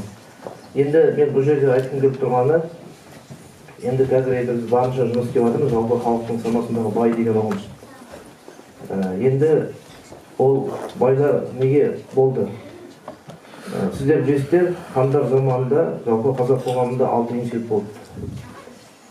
Батырлардың, билердің, жыраулардың, діни тұлғалардың, сосын байлардың институты. Кешегі 20-шы ғасыр басында 2 институт қалды. Байлар мен діни тұлғалардың институты. Енді мен өзім қарап отырмын, архивтерде мына большевиктер совет үкіметі құрылғаннан кейін олар қоғамды жақсы білген. Содан кейін сырттан енді мына секта дейміз ғой, сонда идеологияны енгізіп, мынадай мәселе көтерген. Яғни мешіттер, медреселер тіркеуге алыну керек. Содан кейін енді жаңағыдай ағымдар кіріп күшейгеннен кейін мәселе орын алмай ма? Содан кейін жаңағы мешіттерді, медреселерді жабу мәселесі болған. Сіздер білесіздер, кешегі кеңес уақытында сайлау құқығынан айыру деген болды. 27 жылдың өзінде Ақтөбе облысынан 600-дей діни тұлға сайлау құқығынан айырылған. Бұлардың барлығын қарайтын болсақ, мықты, сауатты адамдар, тіпті Арабелде деген Түркияға дейін білім алған кісілер болған. Енді осылардың барлығын қараған кезде, бұл Алашты зерттеген кезде біз қазір мәселе көтеріп жатырмыз. Мынау сол байларды қарауымыз керек. Мысалы, 1928 жылы конфискацияның кезінде 70 адам Ақтөбе облысы бойынша Қарқаралыға жер алған. Мал мүлкі тартылып, бүкіл баласына 6 жылға, 5 жылға. Сонда қарайтын болсақ, неге олай жасалды? Себебі мынау қоғамның иммунитетін өзгертуде, жоюда жалпы осындай саясат жүргізілгенін біз көреміз. Енді менің сіздерге айтып отырғаным, мысалы бұл жерлерде байлар міндетті де болды, үлкен кісілер. Ахмет Байтұрсыновты әкеліп отырған кісілер болды. Бұл жерде де үлкен мешіт медреселер болды, діни тұлғалар болды. Мысалы, осылардың барлығы зерттелу керек. Неге бұлай қалыптасты? Олар өте сауатты адамдар болған. Мысалы, мен өткен жылы жаздым, тағы да жазып жатырмыз. Ақтөбе облысында енді дерек бойынша, бүкіл енді ол кезде Қазақстан бойынша, жалпы ел бойынша тұлғалардың барлығы мықты болды ғой. Асыл тұқымды жылқы жүрген. Түркімен жылқысы, Ақалтеке дейміз ғой. Осылардың барлығын кеше конфискацияның кезінде мен өткенде айтқанмын, малдың тұқымына дейін жоғалтып жүреді, мысалы қарасаңыздар. Қазір ана қазанат деген болған бізде тұқым, революцияға дейін. Ол арнайы осы біздің ата-бабамыздың шығарған асыл тұқымы. Ал соны қазір ана көкпар ойнаушылар айтады, қазанат деп ол қазанға салатын атты айтады дейді. Олай емес ол. Ол мысалы асыл тұқымды. Енді бұл жердегі мәселеге келетін болсақ, жалпы біз осыны ескеру керек деп айтқым келеді. Көптеген деректерді тауып жатырмыз. Менің өз басым мысалы кеше Қарғалы ауданынан 2 ауылдың орнын тауып алдым. Қалай шықты? Бір репрессия ұшыраған атасы ұрпақтары келді. Біз ештемені білмейміз, бірақ енді әкеміз аманат айтып кетіп еді, осы аталарыңды іздеңдер, табыңдар деп. Содан бір дерек бар деп, сосын дерегін енді көріп, біз аудара алмадық. Төте жазудың өзін аудара алмадық. Содан кейін мына Алматыда Қытайдан көшіп келген қандасымыз бар екен, ғалым адам. Содан өтініш айтып, соған шығып аударып көріп еді. Ол кісі айтады, аудармасын мен қарадым. Өте бойдақ Тілеуғабыл деген кісі болған, кеше 16-15 ғасырларда емші діни адам болған. Соның стиліне ұқсайды дейді, ана алфавит әріптері. Енді қарасақ, Абат Байтаққа қатысты жыр. Сол кездегі, мысалы, осы 20 ғасыр басындағы діни адамдардың қолында әдебиетке қатысты керемет нелер болған. Мысалы қарасаңыздар. Элементарный нәрсе, қарапайым нәрсе. Сонда менің айтайын деп отырғаным, енді біз мысалы кешегі репрессия жылдарында қаншама кітаптар киізге орап жерге көмілді, қаншама жаңағы дүниелер тарқатылып әр жерге кетті, мысалы іргетасқа кетті, фундаментке кетті деген сияқты. Осындай дүниелер жалпы зерттеліп қаралып жүру керек. Себебі мен бұны неге айтып отырмын? Бізде қазір енді дінді мемлекеттен бөліп қарастырылады, жалпы қоғамнан. Ал шын мәнінде тұтас бір болды. Неге? Себебі біз қарайтын болсақ, сол кезде жалпы мынау мешіт медреселерде химияға дейін оқытқан, химия пәніне дейін, астрономия. Себебі орта ғасырларда сіздер білесіздер, мысалы ислам әлемінде ғылымның түрлері дамыды, алгебра шықты, мысалы астрономия барлығы. Ал осы принцип сол кездегі біздің тұлғаларымызда болған. Енді олар осының арқасында, сондай бір үлкен деңгейдің арқасында Ахмет Байтұрсынов сияқты тұлғалар шықты. Екінші бір мәселе, жаңа біз байларды айтқан кезде, жалпы сол кездегі 19 ғасырда аяғында, 20 ғасыр басындағы біздің байлардың сондай бір елдік мүдде жолында жұмысы керемет болған. Өткенде мен бір істі қарап отырған кезде таң қалдым. Мына Ырғыз ауданында Байғабылдың асы болады 19 жылы. Енді оны жергілікті адамдар білмейді. Ас болды, ат шаптырды дейді, болды. Сонда тергеп жатқан жерде жаңағы айтқан 300 ағаш үй тігілді, 300 ағаш үйді жылқыдан басқа 300 қой сойылды. Және осы өңірдегі торғай бар, шалқар бар, осы Орал жағынан келген бүкіл байлар келіп, мына Алашорда жасақтарын таныстырған. Алашорданың отрядтарын таныстырған. Енді менің айтайын деп отырғаным, сол кездегі кісілердің барлығы қазақ газетін қаржыландырды. Қазақ газетін қаржыландырды. Яғни олар осындай тұлғаларды шығарды да, мынау енді заман өзгеріп жатыр, әлем өзгеріп жатыр. Біз жалпы мынау ағартушылық жұмыстарды қалай жүзеге асыруымыз керек дегенде, мысалы газет қалай болу керек? Мінекей газет қалай болу керек? Ана Ахмет Байтұрсыновтың кімнің Әлихан Бөкейхановтың жазған мақалалары бар ғой. Францияда газет не жазады, қанша адам оқиды, Германияда қанша адам оқиды деген сияқты. Осылардың бәрін қараған. Енді менің бір таң қалатыным, мысалы қазір қазақ газетінен біз үлгі алмаймыз. Мысалы қазақ газетінің ішінде тарихи санаға байланысты, тарихи жадыға байланысты, дінге байланысты, экономикаға байланысты, әсіресе саясатқа байланысты керемет дүниелер жазылып тұрған. Сонда Ахмет Байтұрсыновтың жалпы алашиялардың тәжірибесін қарайтын болсақ, газет қандай болу керек деген сұраққа олар сол кезде жауап берген. Мысалы қазір біз халыққа газет оқымайды деп ренжиміз, ол газетте ештеңе жоқ, өйткені күнделікті өз көріп жатқан нәрсені қарағанда газетке шығарамыз, ол қызық емес. Мысалы қарасақ. Жалпы біз тұлғалар тағылым дегенде осындай нәрселерді айтқым келеді. Енді 90 ауыз сөздің толықтай түйіні, біз енді барынша жұмыс жасап жатырмыз, барынша. Өйткені қазір өкінішке орай үлкен кісілер кетіп бара жатыр. Кеше осы уақытты бала кезінде көріп қалған жоқтың қасы бітті. Мен өз басым енді бала кезінде көп нәрсені естіп үлгердім үлкен кісілерден. Енді сол кісілерден естіген адамдар болса, осы деректердің барын жинақтап жұмыс жасау керек. Мен былтыр Ырғыз ауданына бардым арнайы, басқа аудандарға барып жатырмын. Сол кезде екі мәселені айттым. Маған жаңағы қонақ не керек емес, маған мына мәселе керек. Мектептің мұғалімдерін жинаңыздар, әдебиетші, тарихшыларды және үлкен кісілерді. Енді өзім салыстырып қарап жатырмын, ол баяғы жады бар ма екен, әлде өзгеріп барды ма деп. Сонда мен айтқанмын. Мысалы, мектепте ұстаздар, тарихшылар, әдебиетшілер деректерін бәрін жинай беру керек. Деректерін бәрін жинай беру керек. Себебі ол деректер өте қатты көмектеседі. Енді үлкен қиын уақыт болды, ашаршылық болды, түрлі көтерілістер болды, кешегі 29-30 жылдары. Одан кейін жаппай репрессия болды. Сол репрессияның кезінде халық шын мәнінде еріксіз босқын қоймады. Қазір енді мына Ауғанстандағы, Тәжікстандағы, ұрпақтарды қарайтын болсақ, қандастарымыз осы жерден кезінде кеткен адамның ұрпақтары көбісі. Мысалы қарасаңыздар, кеше бай деп танып жаңағы қолданылған, діни адам деп қолданылған мынандай термин келді ғой.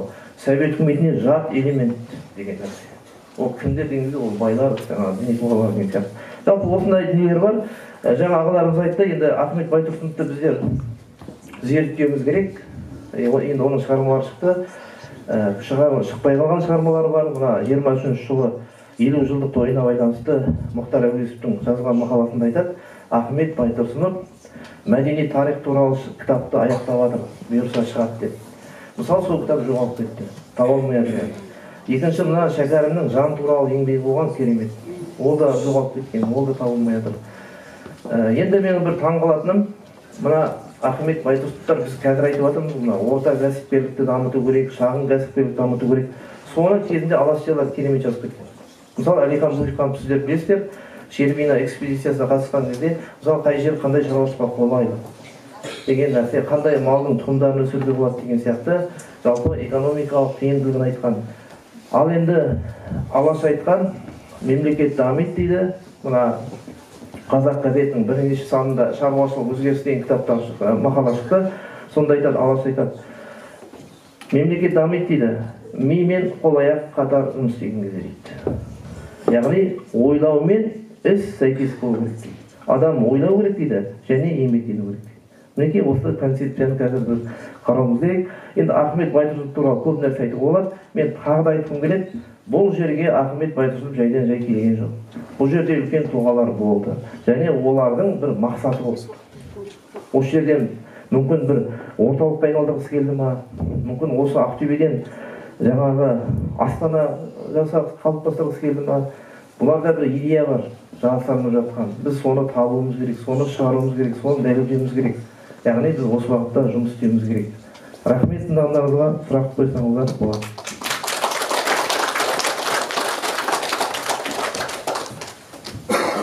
Менде бір сұрақ бар. Сұрақ. Мына облыстың орталығынан келген ғалымдардың келгенін пайдалана отырып, бір нәрсені сұрағым келеді. Енді сіздер біздер енді оқып жүрміз, газетке жазып жүрміз ғой. Сіздер етене бүйтіп айналысып жүрген адамсыздар. Жан үлкен тіл жөніндегі. Осы бір жерлерде айтылады да, бір жерлерде жаңағы үйренуіміз керек, балдарға үйретуіміз керек. Міне біз мақтанамыз осы Ахмет Байтұрсыновтың атын алған біздің мектебіміздің мына ұстаздарына, жаңағы басшыларына көп-көп рахмет. Әрбір кезеңде Инстаграмнан көріп отырамыз. Қазіргі уақыт жақсы, міне дамыған уақыт қой, соған жетіп отырмыз. Тәрбие сағаттарында осы Ахмет Байтұрсыновтың өмірі, еңбегі, жаңа әндері, сол туралы көптеген біздің ұстаздарымыз тәрбие сағаттарын өткізіп отқанда, біз себебі мектептен жаңағы зейнеткерлікке шығып кеткеннен кейін бүкіл құлағымыз, бүкіл жүрегіміз мектепте болып отырады. Мектептің әрбір ісіне қуанып отырамыз. Көп-көп рахмет. Мынандай конференция өтудің өзінде бұл кез келген ненің қолынан келмейді. Біздің мектебіміздің сондай жоғарғы дәрежеде сауаттылығы көптеген жаңа республикалық конференциялар біздің мектептерде өтіп жатады. Осы мектепте мұғалім болып оқып жүрген уақытта осындай бүкіл республикадан Құрсабаевтың жаңа атамекен бағдарламасы бойынша біздің мектепке көптеген ғалымдар келіп сыймай кетті. Сол уақытта біздер қуандық. Біздің мектебіміз өте жоғарғы дәрежеде білім беріп, жаңа балдарымыз өте жоғарғы салаларда жаңағы ғылыми еңбектер қорғап жатыр. Сондықтан да мектеп мұғалімдеріне, басшыларға көп-көп рахмет. Мына келген ғалымдарға да көптеген тәлім-тәрбие, білмеген жерімізді, Ахмет Байтұрсынов туралы көптеген мәліметтер алдық. Көп-көп рахмет. Еңбектерің жана берсін, мектебіміз жоғарылай берсін. Біздің мектебімізден қалған мектептер үлгеріп, ол мектептің әрбір бұрышында кішкентай болса да, себебі сол Ахмет Байтұрсыновтың осы жасаған еңбегінің арқасында білім алып жатырмыз. Сондықтан әрбір мектепте осы Ахмет Байтұрсыновтың еңбегін мына білім алып жатқан балдардың жүрегінде, санасында тұру керек. Сондықтан мына бүгін өтіп жатқан конференцияға өте қуаныштымыз. Елдос ағай да көп-көп жақсы нәрсе айтты. Баяғыда келгенде бұл кісі бізде мектепте мұғалімдер қарсы алдық. Сол уақыттан бастап зерттеліп жатыр, әлі оқып жатырмыз, біліп жатырмыз.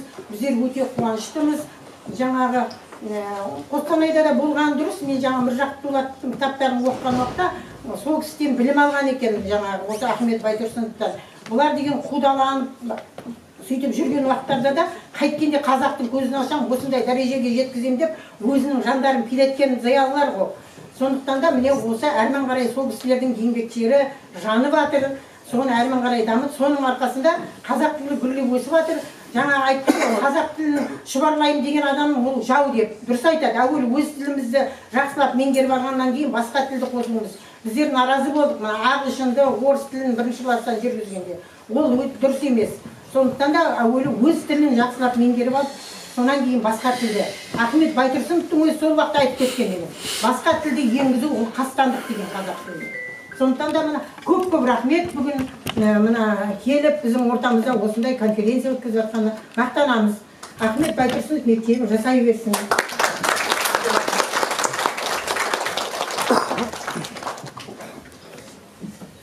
Саламатсыздар, мынау құрметті бүгінгі Ахмет Байтұрсынұлы 150 жылдық облыс көлеміндегі жасалған конференцияға қатысушылар, облыстан келген, ауданнан келген қонақтар, қадамдарыңыз құтты болсын. Еңбектеріміз өрлей берсін. Жаңағы жеңгеміз айтқандай, әлде де білмейтініміз көп.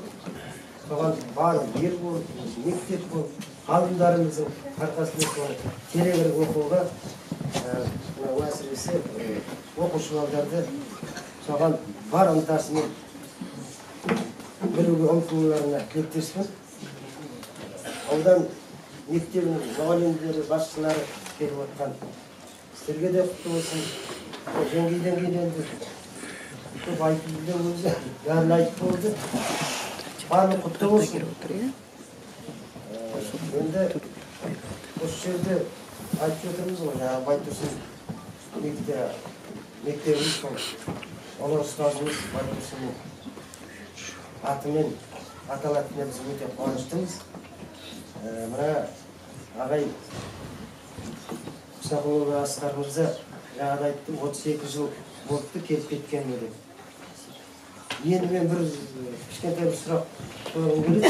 Осы мырзаларға, мына қарындасымызға 32 жыл бұрын сол атын беретін уақытта осындай бір үлкен іс-шара өтті. Сол уақытта осы телевизиядан келді. Мына бізді жеңге айтып кеткендей Қабыл ағайымыз, сосын үлкен ақсақал, сол кісіні көрдім, білдім. Оның қай жердегі мектебі, бірінші мектебі қай жерде болды дегенде сол кісінің айтқан сөздері барлығы. Ең соңы біз қанша бір тырысамыз, мектеп директорды Анар апай архивте жоқ дегенде соны мен таңғалам. Архивте қарай үлкен зиялы адамдардың нелерін тексеріп қазір тауып жатыр. Кешегі 30 жыл болған сол видео келді.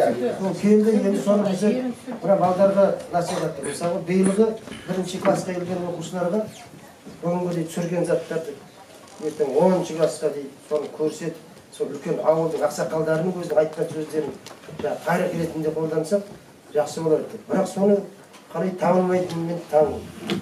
Сол жағын қарау табуға жәрдем берсеңіздер, есінде тұрса.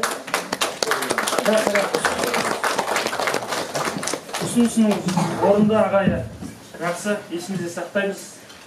Қала орталығына барғаннан кейін бұл ұсынысыңызды жоғары жаққа жеткіземіз. Әрине ол түсірілген видео кешегі бүгінгі тарих болып есептеледі. Ол тарихымызда әрине ешқайда жоғалмайтындығы белгілі. Сондықтан осы ұсынысыңызды қабыл аламыз. Жоғары жаққа жеткізіп архивтерден сұрастыруға сөз береміз.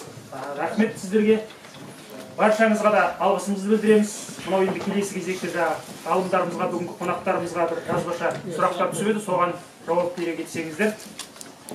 Бірінші сұрақ, Ахмет Байтұрсынұлының Қамар Есет Көкіұлымен байланысы туралы ақпарат берсеңіздер дейді. Енді бұл жердегі мен бір мәселені айтайын. Осы жаңа айтып өттім, осы жазда Ахметтің жүрген жолымен деген үлкен экспедиция болды. Оны бастап келген 82 жастағы Ахмет Байтұрсыновтың туысқаны Ибрахим дейтін ақсақал. Қасында сол Қостанай облысының әкімі Архимед Мұхамбетқалиевтің бөлген ақша бөлген, сол кісі сол бөлінген ақшамен қасында теледидар түсіретін адамдары, газеттің журналистері, өзі 4 адам болып кетті. Осы келе жатқанда біз Есет атаның басына соқтық. Сосын осында келіп мектепті аралап, осында Гүлайдың үйінде, Гүлайдың үйінде біраз адамдар жиналды, ауылдың үлкендері бар, ақсақалдар отырды. Сонда жаңа Ибрахим ақсақал мынандай әңгіме айтты. Үмбетай деген атасынан тарайтын ұрпақтардың ішінде бір бәйбішесі осы Тама руынан деді. Сосын сол жерде отырған адамдар күлді. Бізге онда жем болдыңдар ғой. Сол мен енді бұл мәселенің Үмбетай ақсақалдың телефоны бар менде, хабарласып сөйлесіп тұрамыз. Өткенде де осы 5 күнгі шараға шақырған, ол маған телефон соғып айтты. Жағдайым келіңкіремей, денсаулығым жарамайды бар, бірақ осы мектеп директоры, осы ауылдың әкімдері телефон соғып осы конференцияға шақырған екен. Мен осы мәселені тағы да нақтылап, күнге шараға жіберейін. Екінші, кесене орнатуға бола ма дейді. Ресей жерінде дегенмен, сүйегі Ресей жерінде дегенмен, енді бұл жерде жаңа ақсақал Астраханға да дейін барған, Астрахан деппін ғой, Архангельскіге дейін барған. Жаңа бөлінген қаражаттың негізінде Әзербайжанға барды, Бакуде өткен конференцияны ғалымдармен сөйлесті, ақаның материалдарын әкелді. Сол ақаның айдаланды, сол Архангельскіге тұрған үйін көрді. Сонда орысы кемпір тұрады екен, сонымен сөйлескен. Сондағы айтқан мәселесі енді кесене орнатуға бола ма деген, бұл енді меніңше бұл қай кезде халық өзінің ұлтын ардақтайтын болса, келесі ұрпаққа мұра етіп қалдыру үшін меніңше ол қалдырған дұрыс. Себебі кеше кесенесін асылған теледидардан көрсетті ғой, қандай әдемі қылып салған. Және онда бүкіл алаштардың, алаш арыстарының бүкіл бейнесін қойған, және ақаңның тұрған үйін қайтадан жөндеп, қайтадан музей қылып, осы жердегі мына Ахметкере қос уақыттың қоймасы болған жер, құдығы болған жер, мектептің орны болған жерден ол кісілер тастарын алып кеткен. Осы жерде 5-6 тасты салып, қолдарын алып кетті, біз музейге қоямыз деп. Себебі бұл жерде ақаңның басқан үйі. Сол мына жерде ана кішкентай шатыры кішкене ақ үй бар бұл жерде. Бір шамасы сол жерде кісілер айтты, сол 30 жылдардағы үй деді. Кім деді? Бір кісінің үйін айтты. Мына ең қасында. Орны бар мына жерде. Сол мына жағын тұрған бір үй. Иә, сол кісіні айтты. Мына 30 жылдардағы осындай болды деді. Сосын оны да түсіріп алды. Шамасы мектеп шамамен осындай болды деді. Сондықтан да ол кісілер қазір осы Қарағаш ауылындағы үлкен мәселенің бәрін олар музейге апарып қойды. Екінші жаңа Шолпан апаға қатысты үлкен жазылған апайымыздың хатын жаңа ағам айтты ғой. Оны да апарып қойды. Ол туралы өткенде мен өзім көре алмай қалдым, бірақ та Қазақстан мен Хабар телеарнасына 7 сағаттық бейнефильм болды, деректі фильм. Осы Қарағаш ауылын көрсеткен. Осы Қарағаш ауылында біраз балдар ұрпақтары бар екен қос уақытта. Солар сөйледі, жас жігіттер.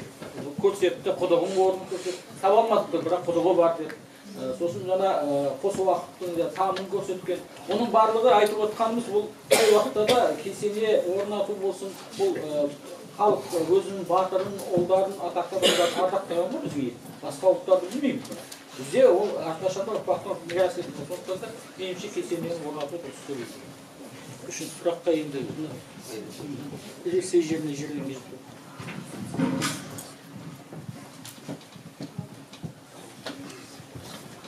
Енді Бәлдес апа анамыз бұл соңғы уақытта сол жаңа Ахмет Байтұрсынов ауылында болған. Енді ол кезде мен мана айттым ғой баяндамада. Ол сиялардың өзі ғана емес, айналасындағы адамдардың барлығы құдаланды. Сол себептен ол бара алмауы заңдылық. Оның үстіне енді сондай қиындықтар ол кісі соңғы кезде мына талма ауруға шалдыққан. Сол себептен ол себеп болып ойлаймын. Сосын енді мына репрессияға ұшыраған кісілер сіздер білесіздер. Ол бір азаматтың азы бірнеше адам атылды. Қазір енді оны орын нақты анықталған жерлер де бар, бірақ әлі зерттеу қажет ететін жерлер бар. Сол себептен оның барлық зерттеу жатыр. Ақтөбенің өзінде де мысалы біздер қарап жатырмыз, зерттеп жатырмыз. Сол себептен алдағы уақытта табылып жатса, анықталып жатса мына құжаттардан шығып, мүмкін ол әрмен қарай жалғасады деп ойлаймын. Рахмет. Жауабымызды қанағат тұтандыңыздар деп ойлаймыз. Келесі сөз кезегі Ахмет Байтұрсынов атындағы орта мектептің директоры Анар Сексенбайқызы Оразоваға беріледі.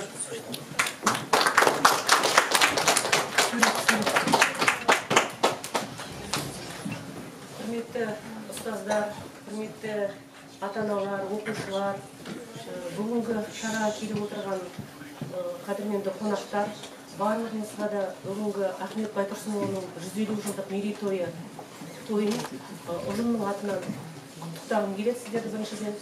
Екіншіден, осы Ахмет Байтұрсынұлы қандай ұстаздың ізі қалған киелі Қарағаш жеріне қош келдіңіздер.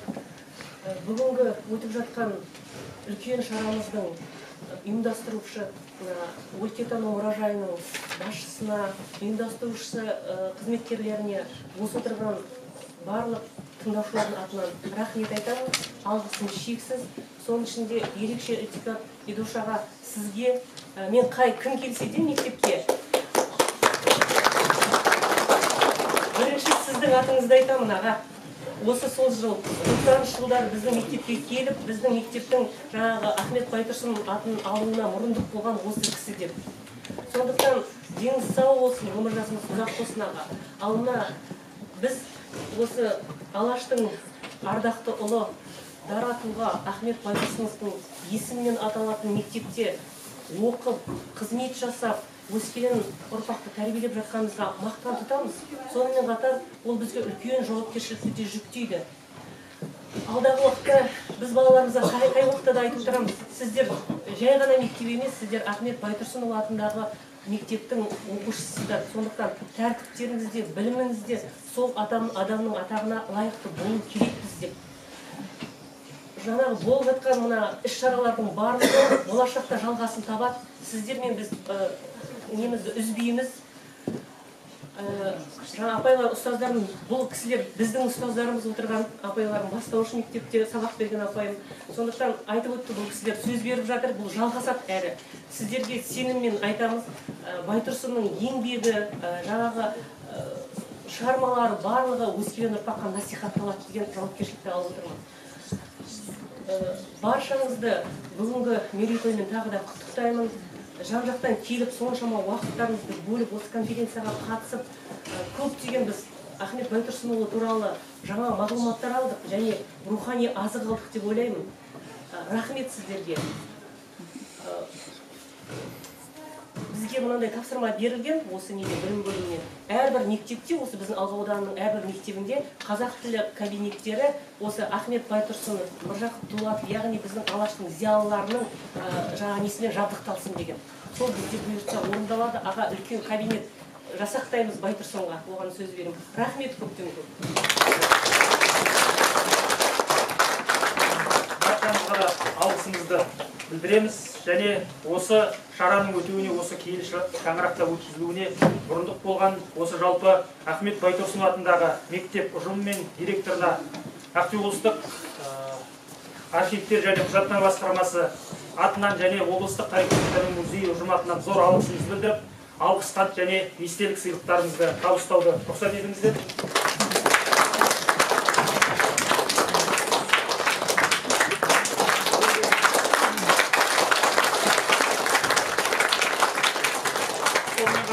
Бүгінгі конференциямызға қатысып, баяндама еңбектермен бөліскен біздің қонақтарымызға да музей ұжымы атынан, басқарма атынан естелік сыйлық кітаптарымыз бар. Өзімізге белгілі кітап білім бұлағы дейміз. Яғни осы естелік кітап сыйлықтарымызды қабыл алыңыздар, құрметті қонақтар. Баршаңызға да алғысымызды білдіреміз. Бүгінгі күні, бүгінгі конференциямызға